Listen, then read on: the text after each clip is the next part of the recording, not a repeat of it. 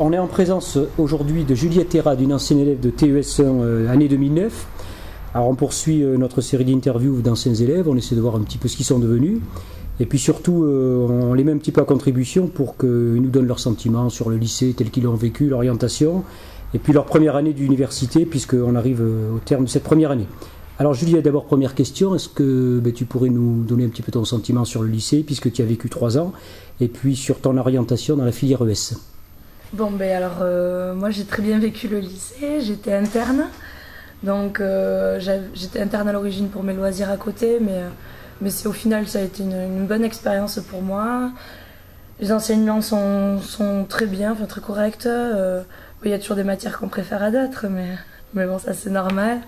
Après, le lycée en lui-même, très bien aussi. Moi j'ai rien à dire, j'ai rien à redire dessus, je partirai pas ailleurs si c'est à refaire.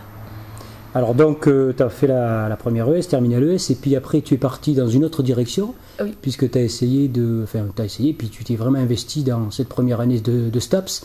Alors est-ce que tu peux en parler un petit peu? Et puis d'abord, avant de parler du contenu de ton année, le passage entre le lycée et l'université, comment tu l'as vécu? Alors déjà, l'orientation en elle-même pas été simple, je savais pas trop quoi faire, donc je suis partie en STAPS parce que donc sciences et techniques et des activités physiques et sportives. Je suis partie en STAPS parce que j'adorais le sport, que j'étais assez dynamique et que c'était une filière qui me semblait bien pour ce que je voulais faire plus tard, c'est-à-dire travailler dans l'eau avec des handicapés, des gens qui étaient en problème moteur et mentaux.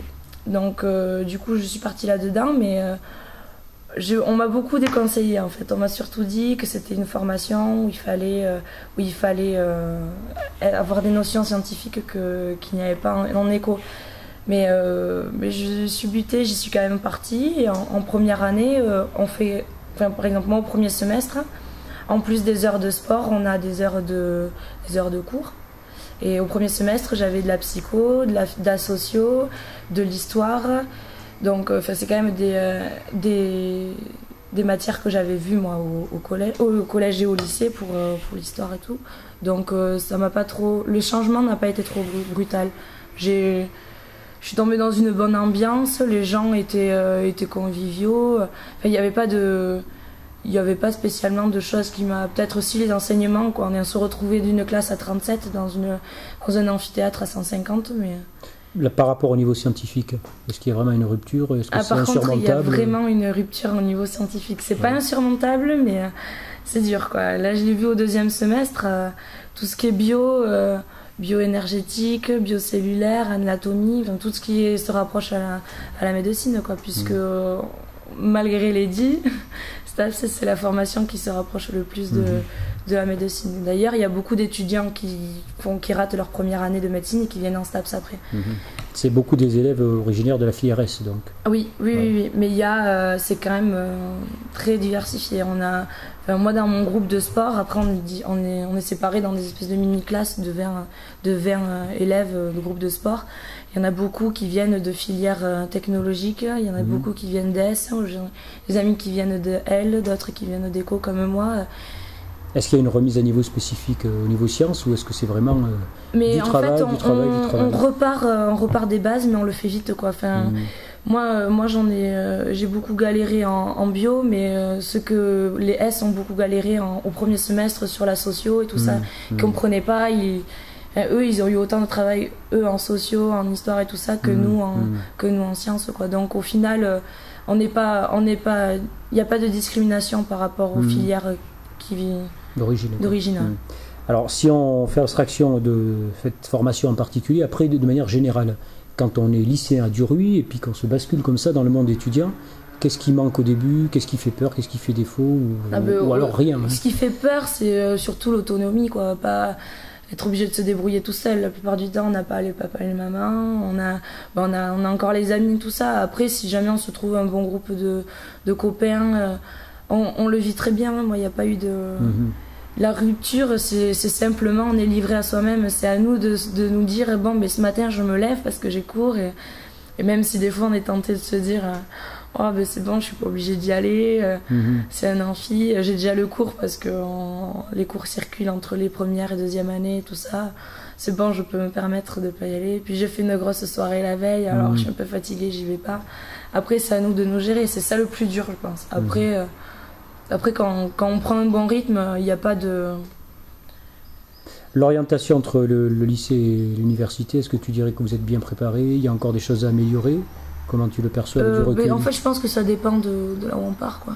Parce que ceux qui partent en prépa et tout ça, eux, ils ont pas forcément l'habitude de beaucoup bosser comme ça leur est demandé. Après, moi, niveau travail personnel à côté, j'en fournis pas plus que ce que je fournissais au lycée. C'est pas...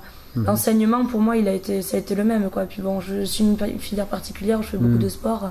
C'est surtout ça. Moi, le plus dur, ça a été de se lancer à 15 heures de sport par semaine, quoi. Au début, physiquement, c'est compliqué. Après, c'est pas... Du coup, la préparation au lycée, elle avait rien à voir, puisque j'avais 2 heures de sport. Quel conseil tu pourrais donner à nos futurs bacheliers qui vont rejoindre l'université, les BTS, les UT, les écoles, les choses vraiment à éviter et puis les petits conseils qu'on peut leur donner? Les choses à éviter, ne pas partir dans des filières à défaut. Se dire, je sais pas quoi faire, je vais partir en droit, parce que... Enfin, en droit ou autre, j'ai dit ça, mais...